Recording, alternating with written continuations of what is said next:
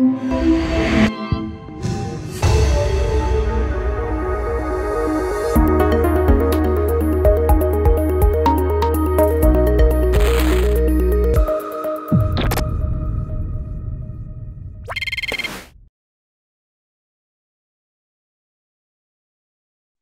gracias por la invitación, Andrés, y por la introducción. Gracias por tenerme acá. Entonces, voy a hablar sobre algunos temas de la intersección de teoría analítica de números y análisis armónico. Entonces, durante mi doctorado trabajé en varios tópicos alrededor de estos dos temas, teoría analítica de números y análisis armónico. Trabajé en diferentes temas relacionados con esto. He seguido trabajando en esta dirección y quiero dar alguna idea, quiero dar una introducción de estos temas y cómo son algunos de los puentes que los unen. Entonces, para comenzar, voy a comenzar con este señor, Joseph Fourier, que vivió de 1768 a 1830 y en 1822 publicó su libro, La teoría analítica del calor, y en este libro introdujo las series que llevan su nombre. Y con eso más o menos nace el análisis armónico, que a mí me gusta pensarlo como el estudio de fenómenos oscilatorios. Fourier lo introdujo para poder estudiar estos fenómenos físicos de la ecuación del calor y poder resolverlos con estas herramientas matemáticas. Y entonces, el análisis de Fourier es el estudio de fenómenos oscilatorios. Entonces, a mí me gusta pensarlo, por ejemplo, de música. Pensemos en una onda musical. Entonces, esta función que está acá puede ser la onda de sonido que nos llega cuando escuchamos un acorde musical, por ejemplo. Y esto es específicamente el gráfico de un acorde de la mayor. Y entonces, en análisis de Fourier, en series de Fourier, la idea central es que queremos representar una onda periódica como esta, como una suma de ondas simples que representamos por medio de senos y cosenos. Aquí están las oscilaciones, o podemos equivalentemente pensarlo en términos de una función exponencial compleja, que es algo que está dando vueltas en el círculo unitario, que es lo mismo, claro, por esta fórmula. Y entonces lo que nos dice el teorema de series de Fourier es que cualquier función con algunas hipótesis la podemos escribir como una superposición de estas ondas simples oscilatorias. Aquí está la oscilación, las ondas simples, y aquí están estas frecuencias que son los coeficientes de Fourier. En el caso de esta onda, por ejemplo, este acorde de la mayor es una superposición de tres notas: la, do sostenido y mi. Cada uno lo podemos representar mediante una onda simple, un seno con una cierta frecuencia. Y si sumamos estas tres funciones seno y las graficamos, este es el resultado. Entonces, este es el ejemplo de eso. Tenemos fenómenos oscilatorios y un fenómeno más complicado lo representamos como una suma de objetos sencillos. Ahora, estas son las series de Fourier para funciones periódicas. Yo generalmente trabajo en el contexto de funciones en el espacio euclidiano o en la recta, que no necesariamente son periódicas, pero podemos hacer algo similar. Entonces, si estamos en RD, en dos dimensiones, por ejemplo, tenemos una función y podemos definir su transformada de Fourier de esta forma, para una función bonita, para una función que sea integrable, básicamente. Esto tiene sentido. Y esta va a ser la transformada de Fourier. Y es algo similar. Aquí tenemos las oscilaciones con esta función exponencial compleja. Y aquí tenemos la función. Y antes representábamos la función como una suma de estas oscilaciones sencillas. Ahora, como estamos en la recta o en el espacio, la suma se convierte en una integral, pero es el mismo principio. Tenemos aquí una superposición de estas oscilaciones sencillas y esta es la transformada de Fourier, que nos permite capturar estos fenómenos oscilatorios de una función. Y entonces un concepto con el que trabajamos frecuentemente es el concepto del principio de incertidumbre, que me dice, ok, tengo esta función, tengo esta transformada de Fourier, pero ¿cómo se relacionan entre sí? Sí. Entonces, ¿qué tanto puedo controlar a la función, esta transformada de Fourier? ¿Qué sé de una, qué vendo de la otra? Y el principio de certeza me dice que, de incertidumbre, me dice que en general es difícil controlar a las dos. Por ejemplo, la masa de una función y esa transformada de Fourier no se pueden las dos concentrar cerca del origen. O sea, si tengo una función que es así, la transformada de Fourier va a ser más así. No podemos las dos concentrarse aquí cerca del origen. Si una está muy concentrada, la otra tiene que ser más esparcida, por ejemplo, intuitivamente. Hay muchas maneras de cuantificar esto matemáticamente y está por detrás de muchos de los trabajos en los que y las aplicaciones que he hecho. Por ejemplo, Estos fenómenos oscilatorios de transformada de Fourier tienen muchas aplicaciones en la matemática pura y aplicada. En la matemática aplicada, por ejemplo, tenemos en ingeniería electrónica el procesamiento de señales, como las señales que nos llegan, por ejemplo, las señales para procesamiento de imágenes, por ejemplo, y este principio de certeza nos ayuda a recuperar una señal de la mejor forma posible, dadas ciertas restricciones en las tecnologías que tenemos, por ejemplo. Y igual en matemática pura tenemos las aplicaciones de este principio de certeza para otras áreas, como la teoría analítica de números, que voy a hablar ahora. Y este fenómeno de... Ok, entonces, por ahorita voy a hacer una pausa con análisis de Fourier. Y ahora vamos a ir a números primos y tenemos a este señor, Johann Carl Friedrich Gauss, que vivió de 1777 a 1855. Y entonces quiero hablar un poquito de números primos. Por el teorema fundamental de la aritmética, sabemos que los primos son como los átomos de los números enteros. Entonces, si queremos entender los números enteros, porque son bonitos, vamos a comenzar entendiendo los números primos. Y esto ha fascinado a matemáticos por milenios. Por ejemplo, primero Euclides se dio cuenta de que tienen que haber infinitos números primos, pero ok, ¿qué tantos hay realmente? Por ejemplo, si tengo una cierta cantidad, digamos, 1.000 millones, ¿cuántos números primos hay hasta 1.000 millones? Entonces, para saber esto, bueno, digamos que esto va a ser la cantidad, pi de x va a ser la cantidad de números primos menores que x. Entonces, algo que podemos notar es que el 0% de los números son primos. Y ahorita vamos a ver qué quiero decir con esto. Entonces, Gauss estaba intentando estudiar eso y haciendo muchas tablas y estudiándolo con mucho cuidado, se dio cuenta de esto, que la probabilidad de que un número sea primo es 1 sobre log x. Él, bueno, conjeturó esto basado en sus observaciones, viendo un montón de tablas numéricas, haciendo muchas cuentas. Más precisamente, la conjetura de Gauss es lo que hoy conocemos como el teorema de los números primos, y es esto. Este probabilidad que está acá, no sobre log x, es lo que tenemos acá. Y entonces, si definimos esta integral logarítmica, como esta integral, el teorema de los números primos, que fue la conjetura de Gauss, nos dice que la cantidad de números primos hasta una cierta cantidad x es asintóticamente igual a esta integral logarítmica. Nos da una muy buena aproximación.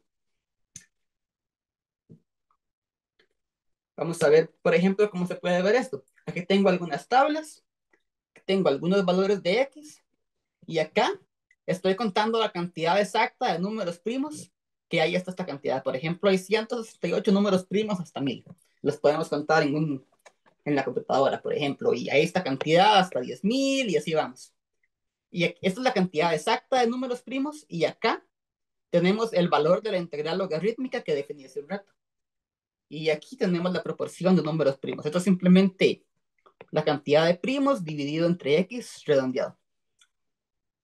Entonces podemos ver que esta integral logarítmica en realidad nos da una aproximación bastante buena. Acá en azul tenemos los dígitos que coinciden, y si conforme más avanzamos, más y más dígitos coinciden. Entonces, en realidad se aproxima bastante bien. Y también podemos notar que más o menos la mitad de todos los dígitos coinciden entre el número correcto de números primos y esta integral logarítmica. Entonces, más o menos la mitad de los dígitos son correctos. Y esto en realidad es importante, tiene un significado importante, como vamos a ver después. Y si vemos aquí, la proporción de números primos va siendo cada vez más y más y más pequeña. Y en realidad, cuando x va para el infinito, esta proporción se va para cero. Y eso es lo que quiero decir cuando digo que el 0% de los números son primos. Esta proporción es aproximadamente 1 sobre log x. Exactamente. Y eso es lo que está siendo capturado por este teorema de los números primos. Básicamente, lo que significa esto es que esta proporción de primos se va para cero y nos da una fórmula bastante precisa para calcularlos. Ahora, pasemos a hablar sobre Riemann, Wilhelm Riemann, que vivió de 1826 a 1866, y en 1859 publicó su único paper en teoría de números, que da un paso importantísimo en la teoría analítica de números, porque aquí él se da cuenta que para entender la distribución de los números primos y para demostrar esta conjetura de Gauss, necesitamos entender los ceros de una cierta función especial, la función z. Entonces, vamos a hablar de esta función z. Si tenemos, por ejemplo, un número real mayor que 1, podemos definir esta función z como esta serie. La suma de 1 sobre n elevado a la s. Y si este es mayor que 1, esto converge y está todo bien. Y no tiene que ser un número real, puede ser un número complejo.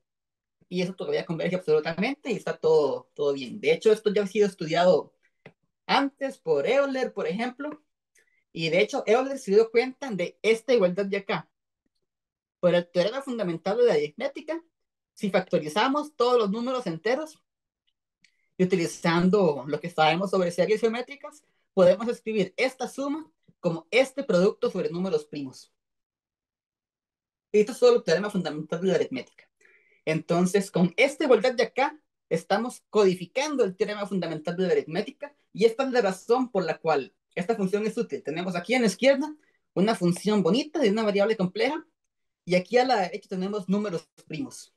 Entonces, análisis igual primos. Ese es el punto de partida de la teoría analítica de números de cierta forma, y a partir de manipulaciones con esta identidad, podemos recuperar mucha información que queremos sobre números primos estudiando la función z. Y por eso es que esto es interesante. Y lo que se dio cuenta Riemann es que esto es todavía más interesante si en lugar de pensar en S como un número real, pensamos en S como un número complejo, porque ahí podemos utilizar muchas de las cosas mágicas de la variable compleja. Eh, Algo que sucede es que originalmente esto está definido solo cuando la parte real de S es mayor que 1 para que esta serie converja. Si tenemos aquí el plano complejo, entonces aquí está el origen, aquí está 1. Entonces, esta sección de aquí para la derecha, esta es la sección parte real de S mayor que 1. Entonces, inicialmente esta función está definida solo en este pedazo. Pero resulta que hay una cierta ecuación funcional, una cierta simetría que relaciona el valor de esta función en S con el valor en 1 menos S. O sea, tenemos un valor de la función en un punto acá y lo podemos relacionar con el valor en un punto aquí a la izquierda. Entonces, mediante esta ecuación funcional, en realidad podemos extender analíticamente esta función para todo el plano complejo, de manera que es una función meromorfa, tiene nada más un único polo simple, aquí en 1, donde diverge. Y en realidad entonces podemos extenderla para todo el plano complejo. Entonces, cuando tenemos una función meromorfa, lo que podemos hacer es preguntarnos, ok, ¿cuáles son sus ceros? Y entonces lo primero que podemos ver, pensemos en el inicio, donde esta función la definimos originalmente, en este pedazo de acá. En este pedazo vale esta igualdad. No vale en el resto del plano complejo, hay que definirla de otra forma ahí, pero al menos en este pedazo vale. Y entonces en este pedazo la función z es igual a un producto de cosas que no son cero.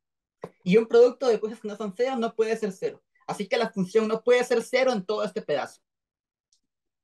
Y resulta que por medio de esta posición funcional, que nos da esta simetría, con valores acá y valores acá, la función z tampoco puede ser cero en este pedazo, excepto por algunas excepciones que aparecen acá. Menos 2, menos 4, menos 6, todos los enteros negativos pares. Esto se puede ver de la ecuación funcional. Entonces, los únicos ceros acá son estos, los negativos impares, y estos los llamamos los ceros triviales. Y todos los demás ceros tienen que estar en el resto, en este pedazo aquí en el medio, entre 0 y 1.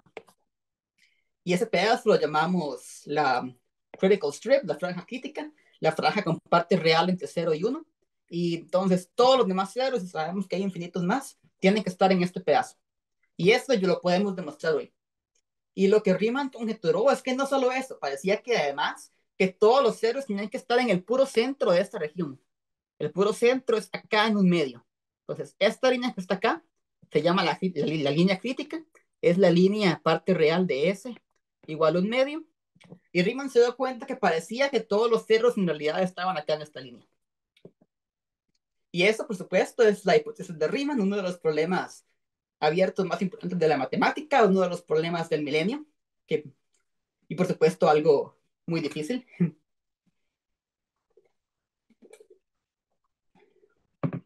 Y entonces, aunque sabemos que tienen que estar acá, es muy difícil saber algo más aparte de eso. Y ahora hay otras generalizaciones de la función z que pueden ser útiles para otros propósitos. Acá, la función z es útil para estudiar los números primos gracias a esta igualdad de acá. Pero podemos hacernos otras preguntas. Por ejemplo, si queremos estudiar primos en progresiones aritméticas. Una progresión aritmética puede ser algo como 5, 9, 14, 19, 24, así sucesivamente. Eh, y queremos estudiar cómo son los números primos que tienen esta estructura especial. Y para eso podemos introducir esta herramienta que son las L-funciones de Dirichlet. Entonces, inicialmente, en parte real de S mayor que 1, las podemos definir algo así. Es algo muy parecido a la función Z, pero ahora tenemos esta función especial aquí arriba. Esta función se llama un carácter de Dirichlet. Y no lo voy a definir exactamente, pero nada más es una función que es completamente multiplicativa y es periódica, es Q periódica. Entonces tenemos una progresión aritmética como A más K veces Q, donde K es un número entero. Esta sería la progresión aritmética módulo Q. Y entonces, para entender esta progresión aritmética, trabajamos con estos caracteres de Dirichlet que son periódicos módulo Q. Y entonces tienen dos propiedades. Como son Q periódicos, capturan una cierta información de progresiones aritméticas. Y la segunda propiedad es que son multiplicativos. Como son multiplicativos, todavía podemos factorizar esto de esta forma. Y eso es bueno porque de nuevo tenemos los números primos acá. Y por eso es que estas funciones son útiles para estudiar números primos en progresiones aritméticas. Así como la función z nos ayuda a estudiar primos, estas funciones nos ayudan a estudiar números primos en progresiones aritméticas. Y por eso es que nos gustan estas funciones. Y igual que la función z, tienen muchas propiedades similares. Se pueden extender a una función meromorfa y satisfacen una cierta ecuación funcional. Y de nuevo, igual como tenemos la hipótesis de Riemann, hay una generalización de la hipótesis de Riemann para estas funciones, que es la hipótesis generalizada de Riemann, y nos dice lo mismo, que los ceros de esta función tienen que estar en la línea crítica, parte real de S igual al medio. Eso es lo que quiere decir la hipótesis de Riemann generalizada. Ahora voy a regresar de nuevo un poquito a análisis de Fourier. Entonces hablé un poco ya sobre principios de certidumbre, que es qué tanto podemos controlar a una función y su transformada de Fourier. Y entonces relacionado con esto están lo que llamamos problemas extremales de Fourier o problemas de optimización de Fourier. Estos son problemas donde imponemos alguna condición sobre una función y sobre la transformada de Fourier y queremos optimizar una cierta cantidad. Por ejemplo, una versión clásica de esto es el llamado One Delta Problem, que es este problema. Entonces, tenemos unas condiciones sobre la función y unas condiciones sobre la transformada de Fourier y queremos optimizar una cierta cantidad. El principio de incertidumbre que estaba diciendo antes nos dice que esto es difícil. Es difícil controlar a una función y la transformada de Fourier al mismo tiempo. Entonces, el problema extremal de Fourier nos dice, ok, ¿hasta qué punto podemos hacer esto? Dadas estas condiciones, ¿hasta qué punto podemos controlar esto? Entonces, el problema es, las condiciones son, tenemos una función que vale 1 en el origen y que es positiva siempre y es continua. Y además, la transformada de Fourier está soportada en ese intervalo. Esto quiere decir,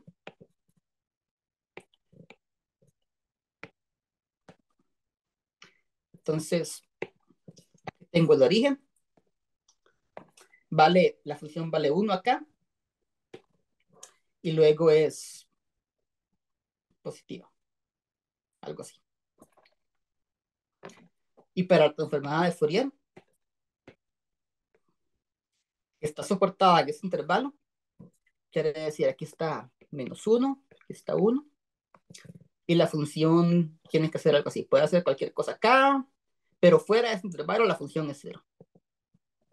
Entonces, esto sería algo así. Soportada quiere decir que es 0 fuera de acá, y aquí la función tiene que ser mayor o igual que 1 en el origen y positiva siempre. Y para esas condiciones queremos saber cuál es el valor más pequeño que puede tomar la integral de la función en valor absoluto. la norma de L1. Esto que está acá es, eso es nada más notación, esto que está acá es lo que llamamos la norma L1 de la función f, es nada más la integral del valor absoluto. Queremos minimizar esto bajo estas condiciones. Esto es un problema de optimización de Fourier y ya está completamente resuelto. Sabemos que el valor mínimo de esa integral es 1 y esta función es la única función que alcanza este valor mínimo bajo estas condiciones. Este es un ejemplo de un problema que está completamente resuelto en su forma sharp, es decir, sabemos exactamente cuál es el valor de este mínimo y sabemos cuáles son las funciones que alcanzan el mejor valor posible en esta cantidad, dadas estas restricciones. Y ahora,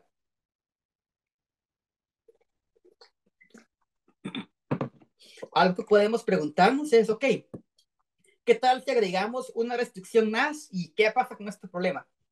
Por ejemplo, voy a mencionar lo que llamamos el Monotone One Delta Problem. Esto es un trabajo reciente con Andrés Chirri y con Dimitar Dimitrov y Mateo Sousa. Y tenemos este mismo problema. Queremos encontrar el mínimo de esta norma L1 con las mismas condiciones, pero agregamos esta condición adicional, que la función sea radial decreciente. Esto quiere decir,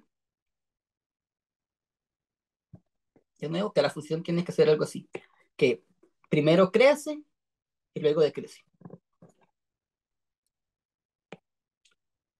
Entonces, esto quiere decir radial decreciente. Y entonces, si agregamos esta hipótesis, queremos preguntar qué sucede con el problema, qué cambia, cuál es la nueva respuesta. Y resulta que agregar esto lo hace mucho más difícil y en este caso es muy, muy difícil saber cuál es exactamente el valor de este mínimo. Y también es muy difícil saber cuáles son las funciones extremizantes. Entonces, lo que podemos hacer en lugar de eso es lo siguiente. Podemos estudiar algunas propiedades cualitativas. Por ejemplo, logramos demostrar que existe un extremizante y que es una función par. No sabemos quién es, pero sabemos que existe. Y no sabemos cuál es la respuesta de esta cantidad, pero podemos dar cuotas superiores y cuotas inferiores. Y nuestras cuotas son bastante cercanas una de la otra. Lo que vemos aquí en azul son los dígitos que coinciden. Entonces sabemos que esto es 1.27 algo. Pero no sabemos el valor exacto, pero podemos encontrar una aproximación. Y de hecho, por evidencia numérica, conjeturamos que el valor comienza con estos dígitos, podemos incluso calcular más dígitos, pero no sabemos cómo describir cuál es la constante, cuál es esta constante.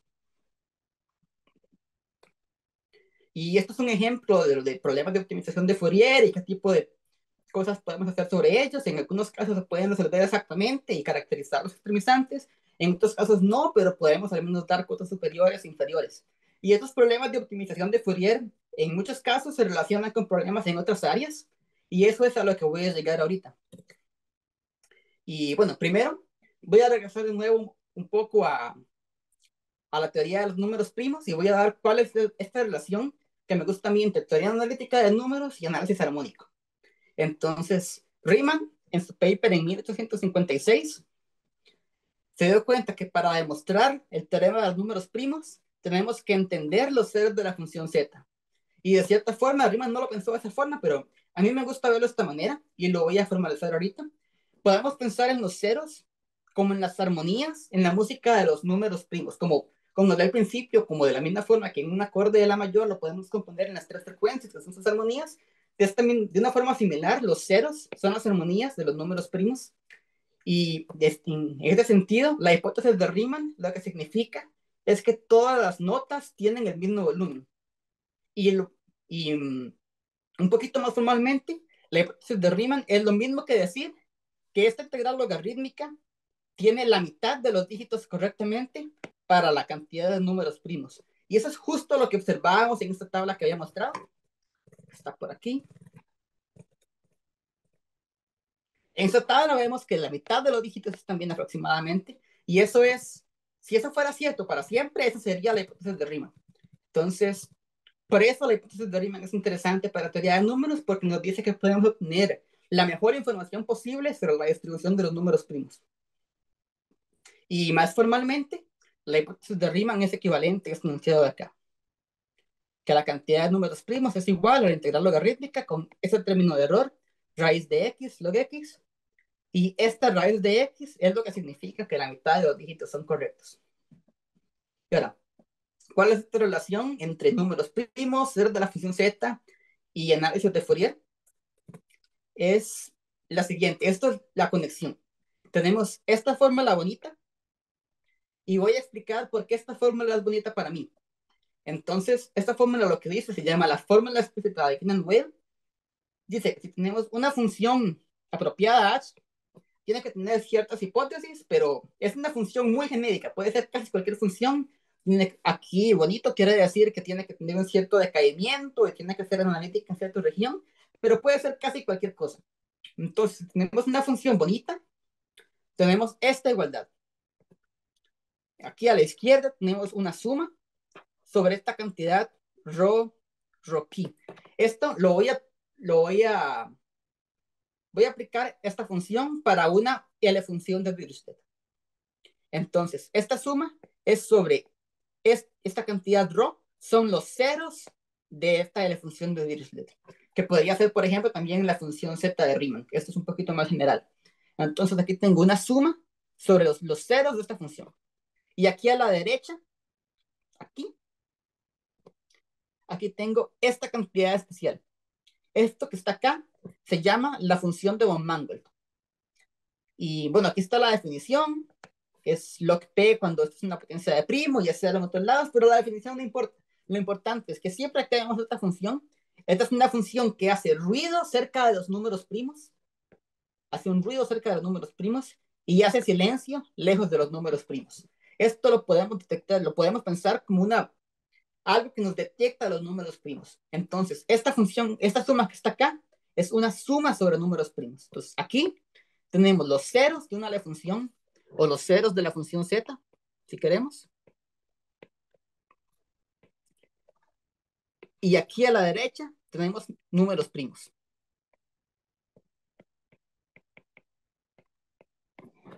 Y además, aquí tenemos una función que es casi cualquier función que queremos. Y acá tenemos la transformada de Fourier de esta función.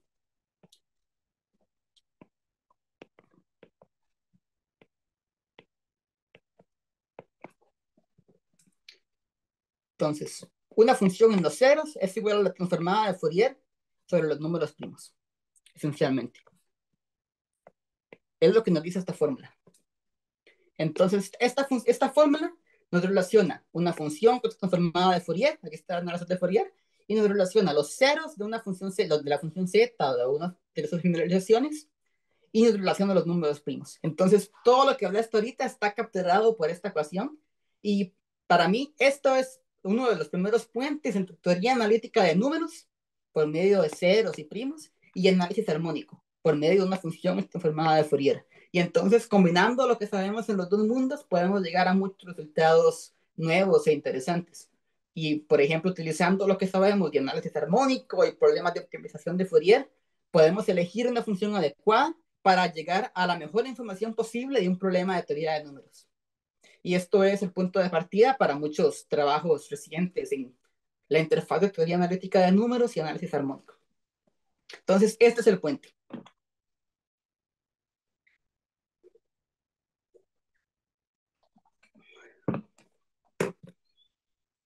Entonces, habiendo dicho esto, voy a mostrarles otro problema de optimización de Fourier. Esto es trabajo reciente con Emanuel Carneiro, Michael Milinovich y Antonio Ramos. Y este es el problema. Tenemos un cierto parámetro y queremos encontrar el supremo de esta cantidad de acá. Entonces, de nuevo, tenemos unas ciertas condiciones de una función y su transformada de Fourier y queremos optimizar una cierta cantidad. El mismo concepto del que hablé al inicio. Y en este caso, esta es la cantidad que queremos optimizar. En el numerador tenemos varias integrales con transformada de Fourier y algunos pesos acá. Aquí es donde aparece este parámetro, que es un parámetro libre. Y abajo aparece la norma L1, que recordemos que es solo la integral del valor absoluto. Esto es...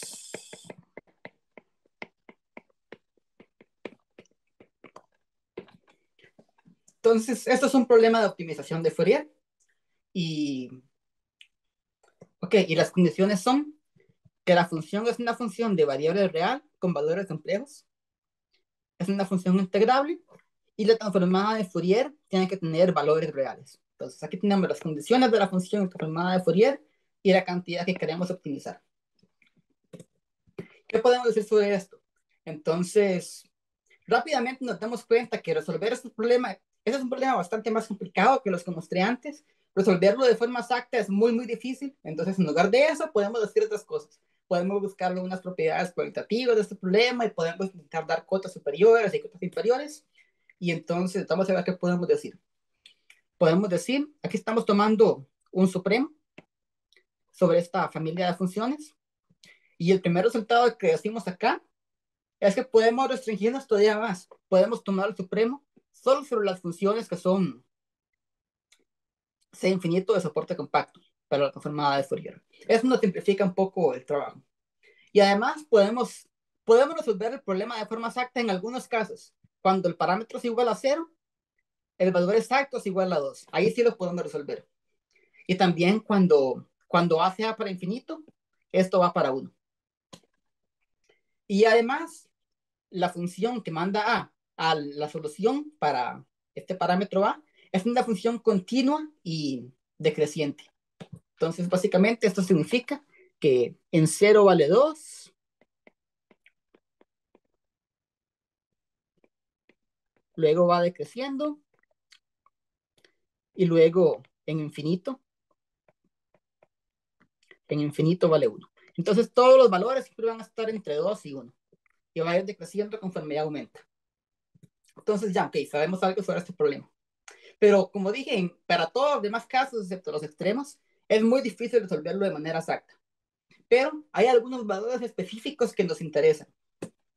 Y para algunos valores específicos podemos hacer un análisis numérico y dar cuotas superiores e inferiores. Y tenemos, por ejemplo, para A igual a 1 y A igual a 3, tenemos estas cuotas. Que, de nuevo, tenemos cuotas superiores e inferiores que coinciden, están bastante cercanas una de la otra. Y podemos hacer esto para cualquier valor en particular, específico. Y estos dos en particular nos interesan bastante por las aplicaciones que vamos a ver. Ahora voy a hablar de dos problemas de teoría analítica de números, teoría de números.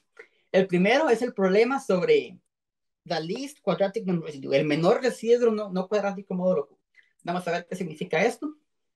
Tomemos un número primo Q y vamos a considerar los residuos módulo Q, los residuos que sean primos a Q. Entonces, un número natural lo vamos a llamar un residuo cuadrático.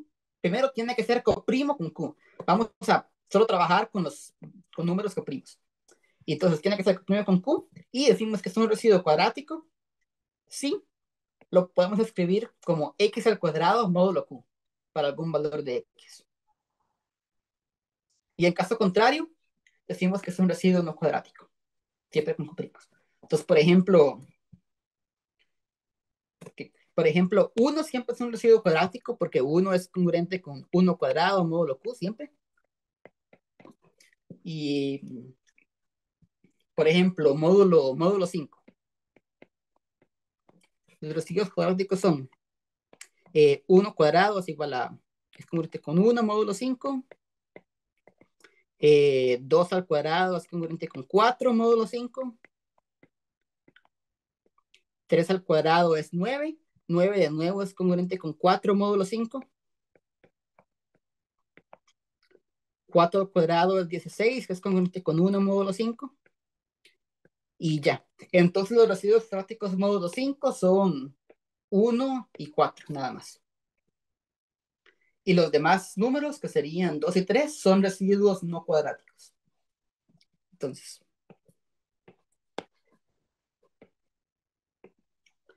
sabemos que siempre 1 es un residuo cuadrático, pero entonces la pregunta interesante es, ¿qué tan grande va a ser el primer residuo no cuadrático módulo Q? Que lo definimos de esta forma. Entonces, NQ va a ser este primer residuo no cuadrático y va a ser el menor valor módulo Q, que no es un residuo cuadrático. Porque sabemos que uno siempre lo es. Entonces, por ejemplo, ¿será que 2 es o no es? ¿O será que 3 es o no es? ¿Cuál es el primer residuo no cuadrático? ¿Y qué tan grande puede ser este residuo no cuadrático? Esa es la pregunta. Y recordemos que si tenemos un número primo Q, podemos definir el símbolo de Legendre sobre números enteros, que se define de esta forma. Entonces, Q de n va a ser igual a 1 si n es un residuo cuadrático, menos 1 si no lo es, si es un residuo no cuadrático, y 0 en caso contrario, o sea, 0 si no es coprimo con Q.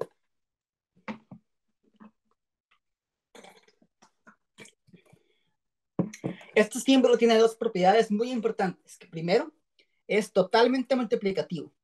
O sea que siempre Q de mn es igual a Q de m por Q de n.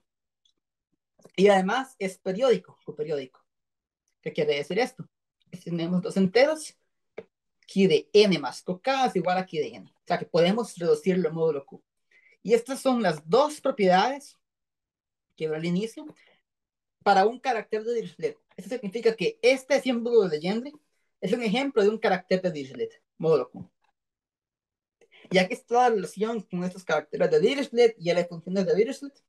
Así que podemos utilizar esta maquinaria para estudiarlos. Vamos a ver qué más podemos decir. Con este carácter podemos dar una observación elemental, por ejemplo. Un hecho es que el primer residuo no cuadrático es un número primo. Y aquí está la demostración.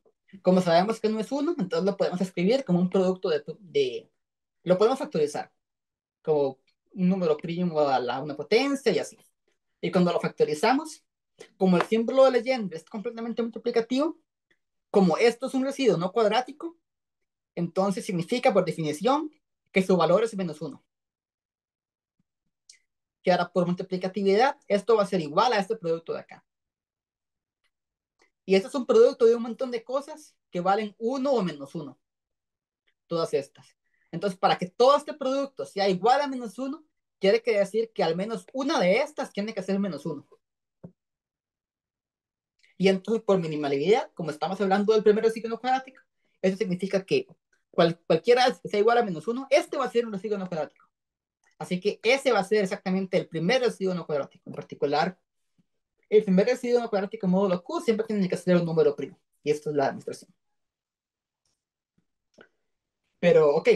Y de hecho, para cualquier número primo va a haber otro Q, tal que el primer residuo no cuadrático va a ser ese número primo. Así que este residuo no cuadrático puede ser arbitrariamente grande. Pero, ¿qué tan grande puede ser en relación con Q? Esa es la pregunta. Por ejemplo, como estamos hablando de un residuo no cuadrático módulo Q, trivialmente podemos decir que NQ es menor que Q, por ejemplo. Simplemente porque estamos hablando de enteros módulo Q, pero ¿qué más podemos decir? ¿Qué tan grande tiene que ser, puede ser en comparación con Q? Entonces, esto ha sido estudiado. Lo primero que se puede decir fue Vinogradov demostró que no solo NQ es menor que Q, sino que en realidad NQ es menor que Q a un exponente aquí que es menor que 1, 0 punto algo. Y de hecho, más precisamente, este es el resultado que dijo, que NQ es más pequeño que esto es la potencia. La potencia es algo que es menor que 1. Y además, Vinogradov conjeturó que en realidad NQ es más pequeño que cualquier potencia de Q. Y el mejor resultado hasta ahora, incondicional, es de 1960, donde demostró que podemos tomar este exponente, 1 sobre 4 raíz de e.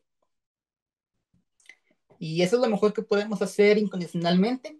Ahora, una línea de investigación importante en teoría analítica de números es, bueno, queremos entender cuáles son los límites de nuestras técnicas. Y para entender cuáles son los límites de nuestras técnicas, puede ser útil explorar cuáles serían las consecuencias de la hipótesis de Riemann o de la hipótesis generalizada de Riemann. Porque como dije, esto nos da la mejor información posible que podemos tener sobre la distribución de números primos y demás. Así que una línea importante de trabajo es asumir la hipótesis de Riemann y estudiar cuáles serían las consecuencias de este mundo, que sería el mundo ideal. Y queremos entender cómo se vería este mundo ideal para saber cuáles son los límites de nuestras técnicas. Y entonces, si hacemos esto, en 1952, Ankerny demostró que si asumimos la hipótesis generalizada de Riemann, podemos obtener algo todavía mejor que lo que conjeturó Vinogradov. En Q es a lo sumo lo cuadrado de Q. Ok, cuál debería ser la respuesta real para eso? Resulta que si utilizamos unas heurísticas de probabilidad, la verdadera respuesta es que tiene que ser tan grande como el logaritmo de Q, que es un poquito mejor, pero incluso asumiendo la hipótesis de Riemann, lo mejor que podemos hacer por los últimos 70 años es que esto es menor que el logaritmo al cuadrado. O sea, todavía, incluso con la hipótesis de Riemann generalizada, todavía tenemos este cuadrado que no podemos eliminar. Pero entonces, como esa es el mejor orden de magnitud que podemos tener, los esfuerzos de los últimos años han sido intentar mejorar cuál es esta constante que está acá. ¿Qué es lo más pequeño que podemos tomar esta constante? Asumiendo la hipótesis de Riemann. De nuevo, con el objetivo de entender cuáles son los límites de nuestras herramientas. El mejor valor asintótico que vi hasta ahora fue que podemos tomar esta constante como 0.79 cuando jugó para infinito. Y esto fue demostrado por Lamsour y Lee Rajan en 2016. Y ahora, nosotros en ese trabajo reciente podemos hacer un poquito mejor que esto, relacionando este problema de residuos no cuadráticos, de teoría de números, con el problema extremal de Fourier que mencioné hace poco. Y entonces nuestro resultado es el siguiente. Pues el teorema es que si asumimos la hipótesis de Riemann, este NQ, el menor residuo no cuadrático, es menor o igual que esta constante. Este CD1 que está acá es la respuesta al problema extremal con el parámetro A igual a 1. Vamos a ver de nuevo.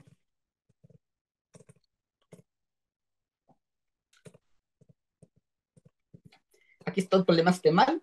Y entonces, si tomamos la constante A igual a 1 acá, sería poner A igual a 1 acá, y entonces, sea cual sea la respuesta a ese problema, aunque no sabemos la respuesta exacta, sabemos que podemos demostrar que este MQ va a ser menor o igual que esa constante. 1 sobre esa constante al cuadrado, asintóticamente, por el mismo orden de magnitud. Y sabemos, por eso es que, por eso es que tomamos cotas superiores e inferiores para este valor específico. Están acá. Sabemos muy bien, no sabemos el valor exacto, pero tenemos buenas cotas para hacer de 1. Y entonces usando estas cotas, lo que obtenemos es lo siguiente. Lo que obtenemos es que esta constante es menor que 0.76 alguna cosa. Y así obtenemos una mejora, una pequeña mejora sobre el resultado anterior asintótico. Pasamos de 0.79 a 0.76. Y algo interesante es que nuestro método, como analizamos este problema de optimización de Fourier, desde el punto de vista de análisis de Fourier, obtuvimos cotas superiores e inferiores. Eso significa que podemos analizar cuál es el límite de este método. Que significa que en realidad no se puede mejorar mucho más que esto por estas técnicas, porque sabemos, tenemos cotas para esto, pero tiene por debajo que están muy parecidas. Y esto es algo como importante ese trabajo, que podemos entender cuáles son estos límites. Y ok, ¿cuál es la estrategia para demostrar esto? Es, de nuevo, utilizar el puente que les mostré, que es esta fórmula de Ginnan-Weyl, la fórmula explícita para esta función de Dirichlet. La función de Dirichlet que obtenemos al tomar como carácter de Dirichlet el símbolo de Legendre. Y si aplicamos esta fórmula para esa función, aquí tenemos el puente que relaciona nuestro problema, tenemos el objeto en el que estamos interesados, que es este símbolo de Legendre. Aquí está la información sobre números no cuadráticos y cuadráticos, y lo relaciona con información sobre números primos y con información sobre los ceros de esta función. Así que, utilizando lo que sabemos de trigonométrica de números de funciones y de sus ceros y de números primos, podemos recuperar la información que queremos sobre residuos no cuadráticos, usando un poco de análisis de Fourier, eligiendo apropiadamente esta función h. Y la hipótesis de Riemann nos ayuda porque seguimos hace un rato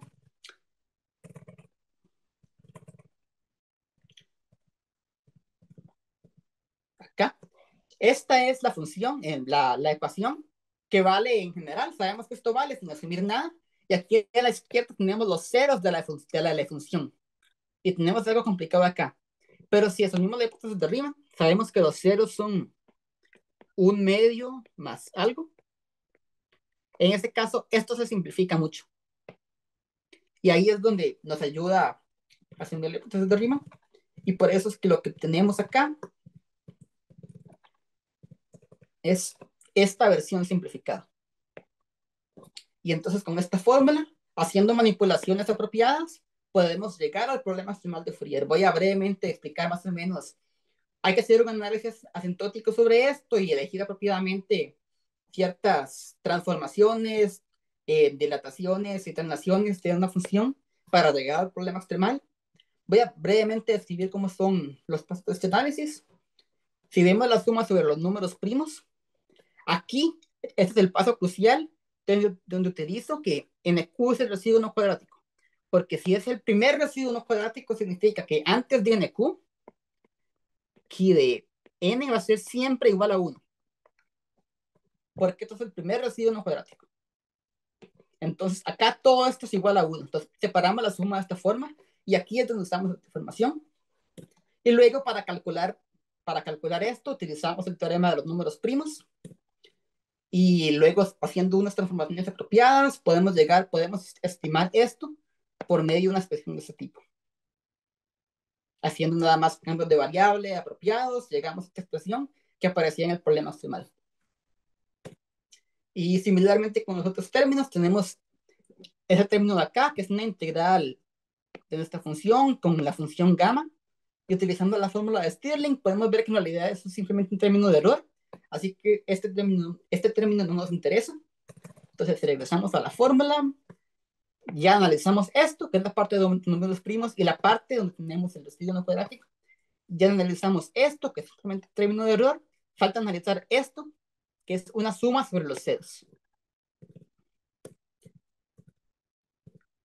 Y para analizar esto, utilizamos el hecho de que sabemos, como parte de esa teoría analítica de números, sabemos contar la cantidad de ceros y entonces simplemente podemos estimar esto utilizando una integración de Riemann-Stieltjes, por ejemplo, y llegamos a una cuota de este tipo. Y combinando todo, se llega exactamente a nuestro problema extremal de análisis de Fourier. Y ya la parte más importante de esta, que esto es un poco técnico, pero es este puente que tenemos, esta ecuación que relaciona todo, y a partir de manipulaciones con esta ecuación apropiada, podemos llegar a un problema puramente de análisis de Fourier, y resolver este problema de análisis de Fourier nos recupera información sobre el problema de teoría de números, que es a lo que quería llegar. Y así llegamos a nuestro teorema, y haciendo un análisis numérico de este problema, podemos dar cuotas superiores e inferiores para así resolver el problema original de teoría de números de la mejor forma posible. Y creo que con esto voy a acabar por acá. Gracias.